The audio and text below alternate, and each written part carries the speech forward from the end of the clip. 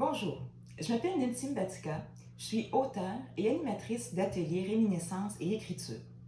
Aujourd'hui, j'aimerais vous parler de l'importance de raconter son histoire, que ce soit la vôtre ou celle d'un proche. Tout d'abord, pourquoi est-ce qu'on devrait se raconter? Eh bien, parce que ça fait du bien. Ça fait du bien de se remémorer de bons souvenirs, de pouvoir les partager avec nos proches et surtout quand on s'occupe de quelqu'un, de prendre le temps de parler d'autre chose que de la maladie. Ce qui est important aussi, ou une autre bonne raison de raconter son histoire, ce serait de laisser une trace. Avec tout le bagage qu'on a accumulé dans notre vie, toutes les connaissances, les expériences qu'on a, qu'est-ce qu'on aimerait que les gens se souviennent de nous? Il faut donc prendre le temps de se raconter. À qui est-ce qu'on doit se raconter? Si vous avez des enfants ou des petits-enfants, ça va de soi, il faut leur raconter votre histoire. Ça fait partie de leur héritage. Toutefois, si vous n'avez pas d'enfants, peut-être que vous avez des neveux, des nièces ou encore un filleul à qui vous pourriez raconter votre histoire, ou pourquoi pas vos proches, frères, sœurs, parents et amis. Mais le plus important, vous pouvez vous raconter votre histoire à vous-même pour conserver vos bons souvenirs. Maintenant, qu'est-ce qu'on devrait raconter? Les sujets abordés vont dépendre des raisons pour lesquelles vous voulez raconter votre histoire et aussi à qui vous vous adressez.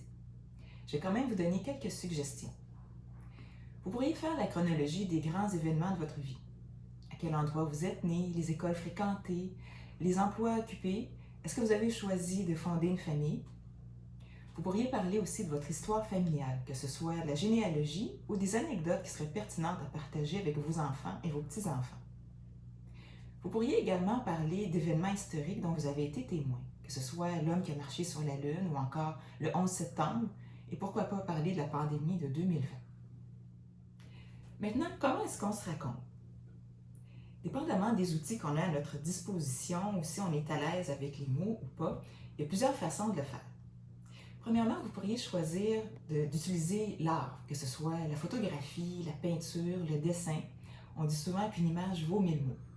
Toutefois, si vous utilisez les photos, c'est important de bien identifier les personnes ou les circonstances où la photo a été prise.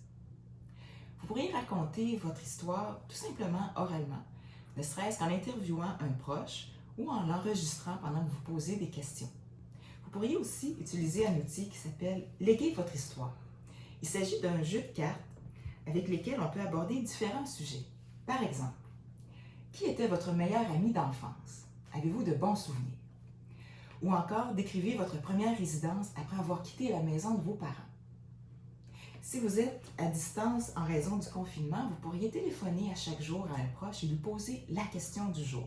Ça mettra un peu de piquant à travers le quotidien qui est un peu morose.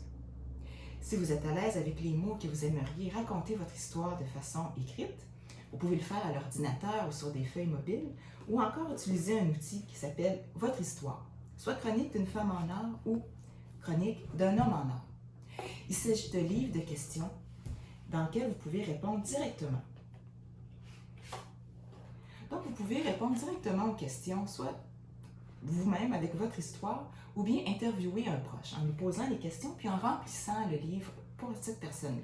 Que ce soit au téléphone ou si vous êtes proche aidant, vous pouvez interviewer la personne dont vous prenez soin. Vous pourrez trouver les outils sur le site d'Eugéria. Merci et bon partage.